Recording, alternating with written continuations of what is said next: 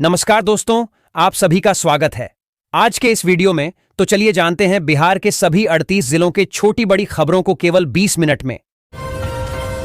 बिहार के 9 जिलों की बदलेगी तकदीर। वाराणसी कोलकाता एक्सप्रेसवे से 6 घंटे में पहुंचेंगे। बंगाल बिहार को जल्द ही एक और बड़ी सड़क सौगात मिलने जा रही है। वाराणसी से कोलकाता तक बन रहे 610 किलोमीटर लंबे ग्रीनफील्ड एक्सप्रेसवे का सबसे बड़ा फायदा बिहार को मिलने वाला है। यह हाई स्पीड कॉरिडोर राज्य के 9 अहम जिलों को सीधे यूपी, झारखंड और बंगाल से जोड़ेगा। बिहार के मोतिहारी से एक बड़ी खबर सामने आ रही है, जहां मधुबन विधानसभा क्षेत्र के भाजपा विधायक सह पूर्व मंत्री राणा रणधीर सिंह का मोबाइल नंबर साइबर जालसाजों ने हैक कर लिया है। मोबाइल हैक होते ही शातिर अपराधियों ने विधायक के नाम का इस्तेमाल कर उनके करीबियों और आम लोगों को मैसेज भेजकर रुपयों की मांग करना शुरू कर दिया। सत्ता पक्ष के विधायक के साथ हुई इस साइबर धोखाधड़ी की जानकारी सामने आते ही राजनीतिक और प्रशासनिक महकमे में हड़कंप मच गया है। बिहार में खेती में बड़े बदलाव ला रहा कृषि अवसंरचना कोष मंत्री विजय सिन्हा की किसानों से बड़ी अपील। कृषि मंत्री विजय सिन्हा ने राज्य के किसानों, उद्यमियों और युवाओं से इस योजना का अधिक से अधिक लाभ उठाने की अपील की है। भारतीय प्रशासनिक सेवा के वर्ष 2007 बैच के वरिष्ठ अधिकारी विनोद सिंह गुंजियाल ने शनिवार को बिहार सरकार के शिक्षा एवं खेल विभाग के सचिव पद का कार्यभार ग्रहण किया। उन्होंने यह दायित्व वरिष्ठ अधिकारी डॉ. बी. राजेंद्र से ग्रहण किया। एक दिन पहले ही मुख्यमंत्री सम्राट चौधरी की सरकार ने राज्य के कई आईएएस अधिकारियों को नई जिम्मेदारी सौंपी थी। इसमें विनोद सिंह गुंजियाल का नाम भी शामिल था। सचिवालय कर्मियों के लिए 18 मई से विशेष इलेक्ट्रिक एवं पिंक बस सेवा। सम्राट सरकार की पेट्रोल डीजल की बचत पर बड़ी पहल। डीडी संख्या में सरकारी कर्मी प्रतिदिन निजी कार एवं बाइक से सचिवालय आते जाते हैं, जिससे शहर में ट्रैफिक दबाव बढ़ने के साथ साथ पेट्रोल डीजल की खपत भी अधिक होती है। इस पहल से ईंधन बचत होगी।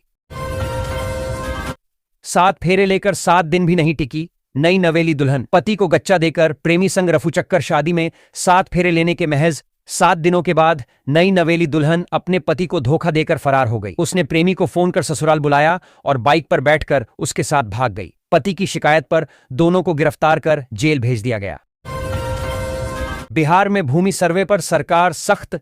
दिलीप जायसवाल संग बैठक के बाद सीएम सम्राट चौधरी ने दिए स्पेशल ड्राइव के निर्देश। मुख्यमंत्री ने स्पष्ट शब्दों में कहा कि भूमि विवादों के कारण राज्य में लगातार आपराधिक घटनाएं और हत्याएं हो रही हैं। ऐसे मामलों को रोकने के लिए जमीन से जुड़े विवादों का समाधान जरूरी है। पेयजल, सड़क और जल निकासी पर अहम बैठक। कांटी मड़वन के विकास को मिलेगी रफ्तार। विधायक ने मंत्रियों से की मुलाकात। बिहार सरकार के नगर विकास एवं आवास मंत्री नीतीश मिश्रा और ग्रामीण विकास मंत्री श्रवण कुमार से कांटी विधायक अजीत कुमार ने मुलाकात की। बिहार के 10 इंजीनियरिंग कॉलेजों में शुरू होगी एआई की पढ़ाई। बिहार की शिक्षा व्यवस्था और खासकर तकनीकी शिक्षा को मॉडर्न बनाया जा रहा है। ऐसे में जिले में राज्य के 10 इंजीनियरिंग कॉलेजों में एआई की पढ़ाई होगी। कोर्स के संचालन के लिए एआईसीटीई से कॉलेजों को मंजूरी मिल गई है। जिले में अवैध रूप से संचालित क्लिनिक, हॉस्पिटल, लैब, एक्सरे और अल्ट्रासाउंड सेंटरों के खिलाफ स्वास्थ्य विभाग ने बड़ा अभियान शुरू कर दिया है। इस कार्रवाई के बाद अवैध स्वास्थ्य कारोबारियों में हड़कंप मच गया है। सिविल सर्जन डॉ. अशोक प्रसाद ने साफ शब्दों में कहा है कि जनता के स्वास्थ्य के साथ खिलवाड़ करने वाले किसी भी संस्थान को बख्शा नहीं जाएगा। बिहार सरकार के पर्यटन विभाग एवं जिला प्रशासन नालंदा द्वारा 17 मई 2026 से 15 जून 2026 तक आयोजित होने वाले मलमास मेला 2026 के सफल आयोजन के लिए व्यापक तैयारियां पूर्ण कर ली गई हैं। यह मेला राजगीर की प्राचीन धार्मिक परंपरा, आस्था और सांस्कृतिक विरासत का महत्वपूर्ण प्रतीक है, जिसमें देश विदेश से बड़ी संख्या में श्रद्धालुओं एवं पर्यटकों का आगमन होता है। सीएनजी सिर्फ ₹1 महंगी, लेकिन पेट्रोल ₹3.35 और डीजल ₹3.14 बढ़ा। पटना में नए स्टेशन से राहत की उम्मीद। पेट्रोल और डीजल की कीमतों में बड़ी बढ़ोतरी के बीच राजधानी पटना के लोगों को सीएनजी के मोर्चे पर थोड़ी राहत मिली है, जहां पेट्रोल ₹3.35 और डीजल ₹3.14 प्रति लीटर महंगा हुआ है। वहीं सीएनजी की कीमत में सिर्फ ₹1 प्रति किलो की बढ़ोतरी की गई है। भारत में इस साल मॉनसून तय समय से पहले दस्तक दे सकता है। भारतीय मौसम विभाग आईएमडी के मुताबिक दक्षिण पश्चिम मॉनसून 26 मई को केरलम पहुंच सकता है, जबकि सामान्य तौर पर मॉनसून 1 जून को केरल में प्रवेश करता है। अगर यह अनुमान सही साबित हुआ तो लगातार तीसरे साल मॉनसून समय से पहले भारत में दस्तक देगा। बिहार सरकार ने राज्य में उच्च शिक्षा को मजबूत बनाने की दिशा में बड़ा फैसला लिया है। सरकार ने पाटलिपुत्र विश्वविद्यालय के नए परिसर के निर्माण और विकास कार्यों के लिए 40 करोड़ रुपए की मंजूरी दी है। यह राशि वित्तीय वर्ष 2026-27 में खर्च की जाएगी। नया कैंपस बख्तियारपुर में चिन्हित जमीन पर बनाया जाएगा। उच्च शिक्षा विभाग की ओर से आदेश जारी होने के बाद अब विश्वविद्यालय के स्थायी और आधुनिक कैंपस के निर्माण कार्य में तेजी आने की उम्मीद बढ़ गई है। एक्शन मोड में सीएम सम्राट 2 विभागों की बुलाई उच्चस्तरीय बैठक अधिकारियों से होगी। रिपोर्ट तलब बिहार के मुख्यमंत्री सम्राट चौधरी आज राज्य के प्रशासनिक कामकाज को लेकर 2 महत्वपूर्ण बैठकें करने जा रहे हैं। इनमें सबसे अहम बैठक राजस्व एवं भूमि सुधार विभाग की होगी, जो दोपहर 12:30 बजे आयोजित की जाएगी। बिहार की सियासत में क्रिमिनल कनेक्शन का बड़ा खुलासा, आधे मंत्रियों पर मुकदमे, 90% मालामाल। सम्राट सरकार की रिपोर्ट ने मचाई हलचल। बिहार की राजनीति में एक बार फिर सत्ता और सियासत के क्रिमिनल कनेक्शन को लेकर बड़ा बवाल खड़ा हो गया है। कर्तव्य में लापरवाही के आरोपों के बाद थाना अध्यक्ष को तत्काल प्रभाव से निलंबित कर दिया गया है। भागलपुर जिले में प्रशासनिक स्तर पर बड़ी कार्रवाई की गई है। कर्तव्य में लापरवाही और वरिष्ठ अधिकारियों के निर्देशों की अनदेखी के आरोपों के बाद जोगसर थाना अध्यक्ष मंटू कुमार को तत्काल प्रभाव से निलंबित कर दिया गया है। यह कार्रवाई सिटी एसपी शैलेंद्र सिंह की जांच रिपोर्ट के आधार पर एसएसपी प्रमोद कुमार यादव द्वारा की गई। वट सावित्री व्रत पर सुहागिन महिलाओं ने की पूजा अर्चना। सावित्री सत्यवान की कथा संग की सुहाग के लंबी उम्र की कामना। बिहार के विभिन्न जिलों में वट सावित्री व्रत सुहागिन महिलाओं द्वारा श्रद्धा, आस्था और पारंपरिक विधि विधान के साथ मनाया गया। यह पर्व पति की लंबी आयु, सुखी वैवाहिक जीवन और परिवार की समृद्धि की कामना के लिए किया जाता है। मनरेगा के लिए बिहार सरकार ने जारी किए 66 करोड़। गांवों में सड़क, तालाब समेत विकास कार्यों को मिलेगी रफ्तार। बिहार सरकार ने मनरेगा के तहत वित्तीय वर्ष 2025-26 के लिए 66 करोड़ 66 लाख रुपए के राज्यांश की मंजूरी दी है। इस राशि से ग्रामीण इलाकों में सड़क, नाला, तालाब और अन्य विकास कार्यों को तेजी मिलेगी और लंबित योजनाओं को पूरा करने में मदद मिलेगी। बिहार में सिनेमा को बढ़ावा, पटना सहित कई जिले निर्माताओं की पसंद। 52 फिल्मों की शूटिंग को मिली मंजूरी। प्रदेश केवल अपनी ऐतिहासिक विरासत, संस्कृति और लोक कलाओं के लिए नहीं, बल्कि फिल्म निर्माण के क्षेत्र में उभर रहा है। सरकार ने फिल्म शूटिंग को बढ़ावा देने, युवाओं को फिल्म एवं मीडिया की पढ़ाई के अवसर उपलब्ध कराने तथा छात्रवृत्ति जैसी योजनाओं के माध्यम से इस क्षेत्र में नई संभावनाओं के द्वार खोले हैं। दिल्ली की जगह अब भी बिहार पर नीतीश कुमार की नजरें। पार्टी ऑफिस में लगातार कार्यकर्ताओं से कर रहे मुलाकात। पूर्व मुख्यमंत्री और जदयू के राष्ट्रीय अध्यक्ष नीतीश कुमार की प्राथमिकता में दिल्ली की जगह अब भी बिहार है। राज्यसभा सदस्य के रूप में वह बिहार से दिल्ली गए तो ये चर्चा शुरू हो गई थी कि अब वह दिल्ली में रहेंगे। अपनी इस इच्छा के लिए उन्होंने मुख्यमंत्री की कुर्सी भी छोड़ दी, पर उनकी सक्रियता बिहार में ही दिख रही। कृषि मंत्री विजय कुमार सिन्हा ने कृषि अवसंरचना कोष एआईएफ योजना की प्रगति की सराहना करते हुए कहा है कि यह योजना राज्य के कृषि क्षेत्र में क्रांतिकारी बदलाव ला रही है। कृषि अवसंरचना कोष एक केंद्रीय क्षेत्र की योजना है जिसका मुख्य उद्देश्य देश और राज्य में कृषि अवसंरचना में सुधार के लिए मध्यम से दीर्घकालिक ऋण वित्त पोषण सुविधा जुटाना है। अरवल जिले के प्रसिद्ध धार्मिक स्थल मधुश्रवा में रविवार से बहुप्रतीक्षित मलमास मेले का शुभारंभ हो गया। धार्मिक अनुष्ठान और पूजा अर्चना के बाद ध्वज स्थापना की गई, जिसके साथ ही 1 महीने तक चलने वाले इस पारंपरिक मेले की औपचारिक शुरुआत हो गई। बिहार में पानी सप्लाई को लेकर पी शीट सख्त। 24 घंटे में पाइपलाइन ठीक नहीं हुई तो ठेकेदारों पर होगा एक्शन। बिहार में गर्मी बढ़ने के साथ ही पेयजल व्यवस्था को लेकर सरकार अलर्ट हो गई है। लोक स्वास्थ्य अभियंत्रण विभाग पीएचईडी ने राज्य के सभी जिलों को सख्त निर्देश भेजे हैं। विभाग ने कहा है कि जलापूर्ति योजना की क्षतिग्रस्त पाइपलाइन को 24 घंटे के भीतर ठीक करना होगा। अगर तय समय में मरम्मत नहीं हुई तो संबंधित ठेकेदारों पर कार्रवाई की जाएगी। विभाग आर्थिक दंड भी लगाएगा। बिहार से घुसपैठियों को निकालने की तैयारी तेज। नित्यानंद राय ने बताया केंद्र का प्लान। केंद्रीय गृह राज्य मंत्री नित्यानंद राय ने घोषणा की है कि बिहार से घुसपैठियों को बाहर निकालने के लिए केंद्र सरकार गंभीर है और एक विस्तृत रोड मैप तैयार किया जा रहा है। उन्होंने बताया कि पहले चरण में सीमांचल क्षेत्र में कार्रवाई होगी और अवैध निर्माणों को ध्वस्त किया जाएगा। साथ ही मतदाता सूची से भी घुसपैठियों के नाम हटाए गए हैं। बक्सर में प्रदर्शन। स्वास्थ्य कर्मचारियों ने 26 सूत्री मांगों को लेकर किया हंगामा। सरकार के खिलाफ नारेबाजी। बिहार चिकित्सा एवं जन स्वास्थ्य कर्मचारी संघ की राज्य कमेटी के आह्वान पर शुक्रवार को बक्सर में स्वास्थ्य कर्मचारियों ने अपनी लंबित 26 सूत्री मांगों को लेकर प्रदर्शन किया। इस दौरान कर्मचारियों ने सदर अस्पताल से सिविल सर्जन कार्यालय तक मार्च निकालकर सरकार और स्वास्थ्य विभाग के खिलाफ जोरदार नारेबाजी की। अपनी मांगों से संबंधित ज्ञापन सिविल सर्जन के माध्यम से स्वास्थ्य विभाग बिहार सरकार को सौंपा। बिहार पुलिस में बम्पर भर्ती।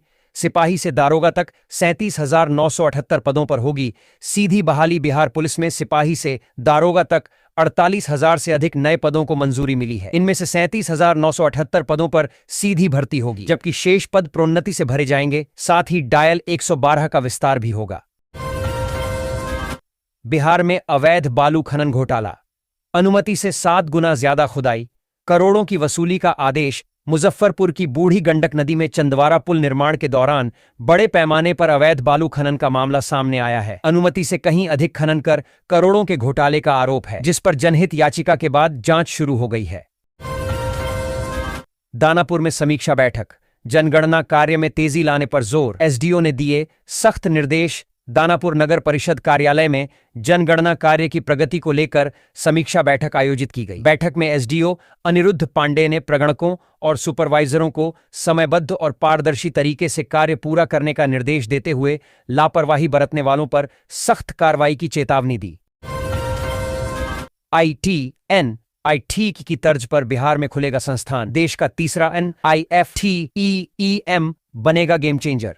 जेई में व चैट स्कोर से एडमिशन। बिहार को शिक्षा और फूड प्रोसेसिंग सेक्टर में बड़ी सौगात मिलने जा रही है। हाजीपुर में national institute of food technology entrepreneurship and management NIFTEM की स्थापना होगी। खास बात यह है कि अभी तक देश में सिर्फ 2 जगहों पर ही निफ्टेम मौजूद है और हाजीपुर इसका तीसरा केंद्र बनेगा। जहानाबाद में चोरों का आतंक। 25 केवी ट्रांसफार्मर का कॉयल उड़ा ले गए बदमाश। बिजली आपूर्ति ठप। जहानाबाद के घोसी प्रखंड के एक गांव में अज्ञात चोरों ने रात के अंधेरे में 25 केवी ट्रांसफार्मर का कॉयल चोरी कर लिया। घटना के बाद पूरे इलाके की बिजली आपूर्ति बाधित हो गई है, जिससे ग्रामीणों को काफी परेशानियों का सामना करना पड़ रहा है।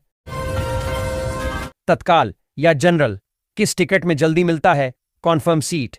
रेलवे का पूरा गणित समझिए। भारतीय रेलवे में तत्काल और जनरल टिकट में से कौन सा कोटा जल्दी कंफर्म होता है, यह लेख इसकी जानकारी देता है। सामान्य टिकट में सीट कंफर्म होने की संभावना अधिक होती है, जबकि तत्काल में वेटिंग का खतरा ज्यादा रहता है। बिहार सचिवालय कर्मियों के लिए बड़ी सौगात। 18 से इलेक्ट्रिक और पिंक बस सेवा।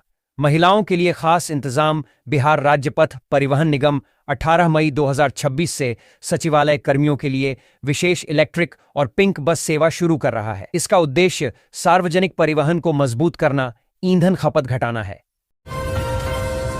बढ़ते अपराध और नशे के बढ़ते प्रचलन को लेकर पुलिस प्रशासन ने बड़ा और सख्त अभियान शुरू किया है। मुजफ्फरपुर जिले में बढ़ते अपराध और नशे के बढ़ते प्रचलन को लेकर पुलिस प्रशासन ने बड़ा और सख्त अभियान शुरू किया है। हाल ही में जिले के वरीय पुलिस अधीक्षक कांतेश कुमार मिश्रा ने सभी एसपी, डीएसपी, इंस्पेक्टर और थाना प्रभारियों के साथ हाई लेवल समीक्षा बैठक की थी।